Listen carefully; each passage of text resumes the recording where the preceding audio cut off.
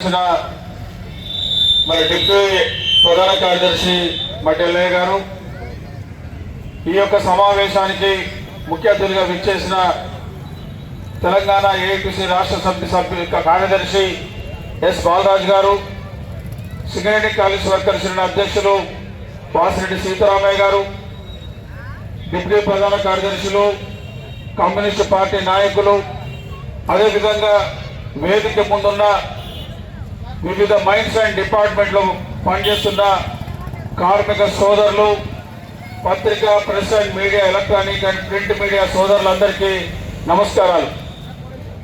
సరే, ఇది ఒక సేవ్ జాతా కార్యక్రమం సింగరేణిలో 18వ తారీఖున శ్రీరాంపూర్లో ప్రారంభమై ఈరోజు గోదావరి ఆర్జీవన్లో ఈ యొక్క కార్నర్ మీటింగ్ జరుగుతూ ఉంది.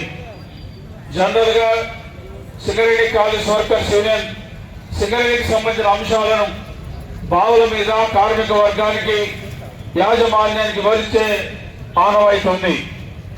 కానీ ఈ కార్నర్ మీటింగ్ పెట్టే ఉద్దేశం ఈ సింగరేణికి సంబంధించి ముఖ్యంగా ఈరోజు ఈ సింగరేణి వ్యాప్తంగా, ముఖ్యంగా ఈ గోదావరి కని ప్రాంతంలో మైన్స్ అండ్ డిపార్ట్మెంట్ పనిచేస్తున్న సంఘటిత, అసంఘటిత కార్మిక వర్గం, వారి కుటుంబ సభ్యులు, వారిపై ఆధారపడి పనిచేస్తున్న ప్రజానీకం, వ్యాపారస్తులు, వీళ్ళందరూ కూడా ఈరోజు సింగరేణిలో జరుగుతున్న అన్ని అంశాలు వారికి అర్థం చేసుకోవాలి, వారికి కూడా తెలియాలి.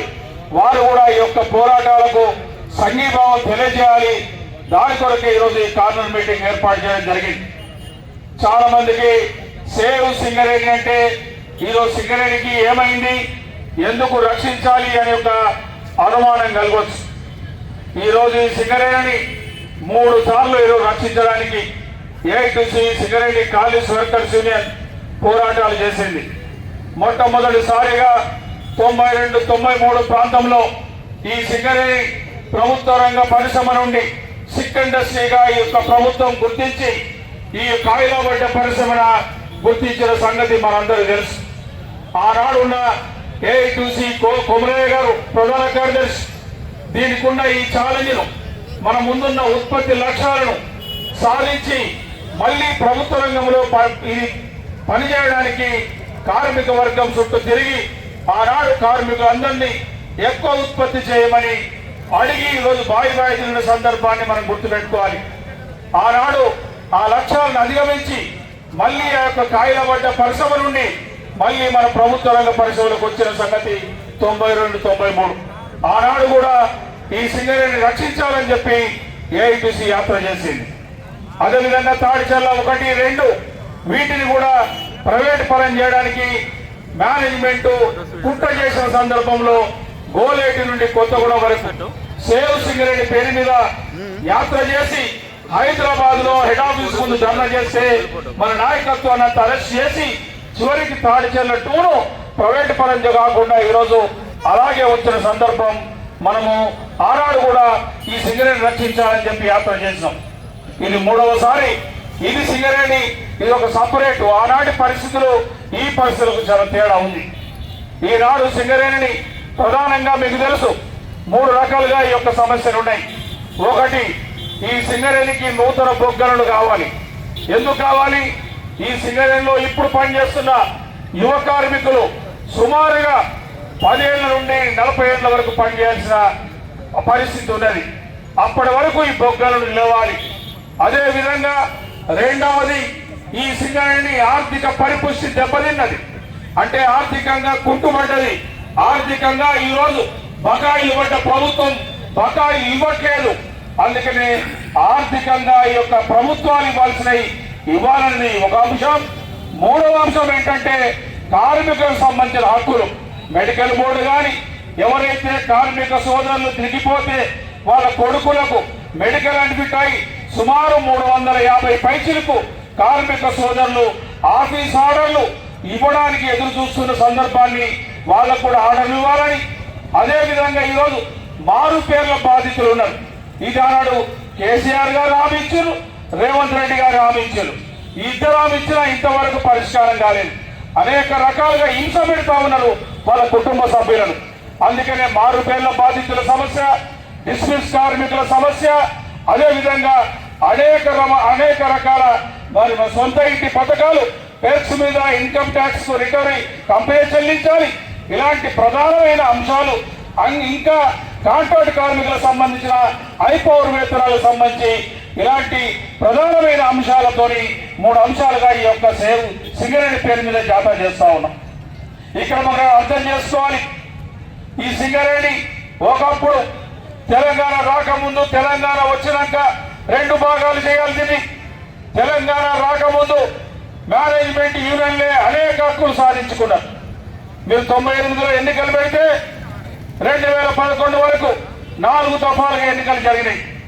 4 దఫాలుగా ఎన్నికలు జరిగితే మేనేజ్మెంట్ కార్మిక సంఘాలు మాత్రమే కూర్చొని కార్మికుల సమస్యలు పరిష్కరించేది. ఆనాడే 1999 2000లో మనం 10%, ఏ ప్రభుత్వ రంగ పరిశ్రమలో లేని 10% లాభాల వాటలు మనం సాధించుకున్నాం. కానీ తెలంగాణ వచ్చిన తర్వాత 14 తర్వాత ఇప్పటి వరకు పరిస్థితులు మారిపోయినాయి. ఈరోజు యూనియన్ లాస్ట్ బెంచ్ లో కూర్చుని మేనేజ్మెంట్ రాజకీయాలు మాత్రమే వచ్చేసినాయి. అంటే ఏదైనా పని కావాలంటే ప్రభుత్వాన్ని అడగాల్సిన పరిస్థితి వచ్చింది. ఈ మధ్య కాలంలో మేము కూడా సక్ష సమావేశాలు ఏర్పాటు చేసుకున్న సందర్భంలో యాజమాన్యాన్ని అడిగాం, అయ్యా మరి మెడికల్ బోర్డు చాలా కాలంగా పెట్టలేదు, ఎందుకు పెట్టలేదు, మరి పెట్టండి అని చెప్తే దీన్ని ప్రభుత్వాన్ని అడగాలని చెప్తా ఉన్నాం. అదేవిధంగా పిల్లలకు ఉద్యోగాలు, ఆఫీస్ ఆర్డర్లు ఇవ్వాలంటే ప్రభుత్వాన్ని అడగాలంటా ఉన్నారు. మనం ఒకటి గుర్తుపెట్టుకోవాలి, ఏనాడైనా 2011కు పూర్వం ఎవరైనా పిల్లలకు అధిక ఆఫీస్ ఆర్డర్లు ఇవ్వాలంటే ఎప్పుడన్నా పోయి హైదరాబాద్ లో ఇచ్చుకున్నామా? అంటే ఏది మేనేజ్మెంట్ చేతులు లేకుండా ఈరోజు రాష్ట్ర ప్రభుత్వం ముఖ్యం చేతులు పెట్టుకున్నది. అందుకని అడుగుతా ఉన్నాం. అంతేకాదు ఈరోజు ఇన్ని 137 సంవత్సరాల చరిత్రలో ఎన్ని పార్టీలు మారినా, ప్రభుత్వాలు మారినా ఏ ప్రభుత్వము ఈ సింగరేణికి అప్పు తీసుకోలేదు. కానీ ఈనాడు తెలంగాణ వచ్చిన తర్వాత ప్రారంభమైంది. ఏమైంది? తెలంగాణ వచ్చిన తర్వాత మన బొగ్గు అమ్మిన డబ్బులు, కరెంట్ అమ్మిన డబ్బులు ఇచ్చే పరిస్థితి లేదు. ఆనాడే 33,000 కోట్ల రూపాయలు ఈ ప్రభుత్వం మనకు బాకీ ఉంది. ఈరోజు కాంగ్రెస్ పార్టీ వచ్చిన తర్వాత దాని కొనసాగింపుగా 51,000 కోట్ల రూపాయలు మనకి ఇవ్వాలి. ఈ రోజు సింగరేణి పరిస్థితి జీతాలు దొరకలేని పరిస్థితి అంటా ఉన్నారు. ఎక్కడ చూసినా టైర్లు కొనడానికి కానీ, ఎస్జీఎల్ కొనాలన్నా, హెమ్ కొనాలన్నా, రక్షణ పరికరాలు కొనాలన్నా పైసలు లేవంటా ఉన్నారు. అంటే ఒకవైపు ప్రభుత్వం పైసలు ఇవ్వదు, సింగరేణికి ఆర్థికంగా ఇబ్బంది పడే అవసరం వచ్చింది. అందుకనే ఈ 51,000 కోట్ల రూపాయలు తక్షణమే ఈ ప్రభుత్వం రిలీజ్ చేసి సింగరేణిని కాపాడాలి. అదే కాదు, నూతన బొగ్గలకు సంబంధించి మనం ఆలోచన చేయాలి. ఒకప్పుడు గోదావరి ఖండ్లో నాకు తెలిసి 20 నుంచి 30,000 మంది కార్మికులు పనిచేస్తారు. కానీ ఈనాడు చూస్తే జీడీకే 1, 1, 2, 2A, అదేవిధంగా ఓపెన్ కాస్ట్ 5, అదేవిధంగా జీడీకే 11 మాత్రమే ఉన్నాయి. ఇవి ఎంతకాలం ఉంటాయి? దాని తర్వాత కొత్త గనుల సంగతి ఏంటనేది ఎవరికి తెలియదు. కేవలం కొత్త గనులు అనేది అసలు అందరి ద్రాక్ష పండులాగా అయిపోయింది. ఎందుకు అయిపోయింది అంటే మరి పరిపాలిస్తున్న కేంద్ర ప్రభుత్వం ఈ రోజున ఎల్ఎండిఆర్ యాక్ట్ ప్రకారం వేలంలో పాల్గొనాలి. వాడు పెట్టిన కండిషన్ ప్రకారం మనం వేలంలో పాల్గొంటే మన బ్లాకులు వచ్చే అవకాశం లేదు. అందుకనే ఇవన్నీ దృష్టిలో పెట్టుకొని ఏది ఏమైనా వీటి ఆర్థిక ఇబ్బందులను అధిగమించాలంటే ఈ ప్రభుత్వం మనకి ఇవ్వాల్సిన డబ్బులు మనకి ఇవ్వాలి.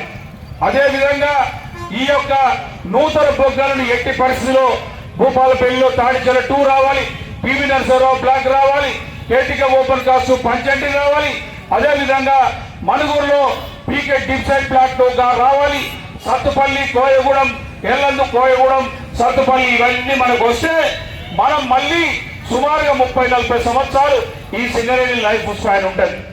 ఇక్కడ గోలేటిలో టైర్ కూడా బంద్ అయింది. అందుకని అక్కడ గోలేటి ఓపెన్ కాస్ట్, మాకు అదేవిధంగా MVK open cast, RK open cast ఇవన్నీ రావాలి. ఇవన్నీ రావాలంటే డబ్బులు రావాలి, అనుమతులు రావాలి. అందుకనే మిత్రులారా, నేను ఒకటి మీ అందరికీ రిక్వెస్ట్ చేస్తా ఉన్నా, ఈ రోజు ఈ సమస్యలన్నిటినీ ఈరోజు కేవలం సింగరేణి కార్మికుల కుటుంబాలకు సంబంధించినవి కావు. ఈరోజు ఈ గోదావరి ప్రాంతం అభివృద్ధి చెందిందంటే ఈరోజు సింగరేణి పాత్ర గణనీయమైంది. అందుకనే వ్యాపారస్తులు, ఈ యొక్క ప్రజలందరూ ఈ యొక్క పోరాటాలకు నైతికంగా ఆర్థికంగా భౌతికంగా మీ మద్దతు తెలియజేయాల్సిందే. అట్లయితే తప్ప ఈ ప్రభుత్వాలు లేకపోతే ఈ యొక్క మేనేజ్మెంట్ వినే పరిస్థితి లేదు. ఈ మధ్య మేనేజ్మెంట్ యాక్టివ్గా మారింది. ఒకప్పుడు మేనేజర్లు త్యాగాలు చేస్తేనే సింగరేణి నిలబడ్డది. కానీ ఈనాడు మేనేజ్మెంట్ ప్రభుత్వానికి అడుగులకు మడుగులొత్తుతూ ఈరోజు ఏదైనా ఒక ట్రాన్స్ఫర్ వస్తే మంత్రుల్లో ఎవరినో పట్టుకొని పనిచేసే పరిస్థితి వచ్చింది. అంటే ఇలాంటి రాజకీయ ఇన్వాల్వ్మెంట్ ముఖ్యంగా ఎక్కువైన ఈ సందర్భంలో ఈ సింగరేణిని రక్షించుకోవాలంటే ఈరోజు ప్రజలను కార్మికులను చైతన్యం చేయాలి, ప్రజలకు ఈ యొక్క విషయాలు చెప్పాలి. తద్వారా మాత్రమే దీనికి పరిష్కారం దొరుకుతుందని చెప్పి ఈరోజు ఈ యాత్ర అదేవిధంగా ఈ కార్నర్ మీటింగ్ ఉద్దేశం. అందుకనే వీటన్నిటి ఉద్దేశం మీరు అర్థం చేసుకొని ముఖ్యంగా ఈ గోదావరి గని ప్రాంత ప్రజలు ముఖ్యంగా వ్యాపారస్తులు ఈ యొక్క పోరాటాలకు మీ సంఘీభావం తెలియజేస్తారని ఆశిస్తూ నాకు ఇచ్చిన అవకాశానికి ధన్యవాదాలు.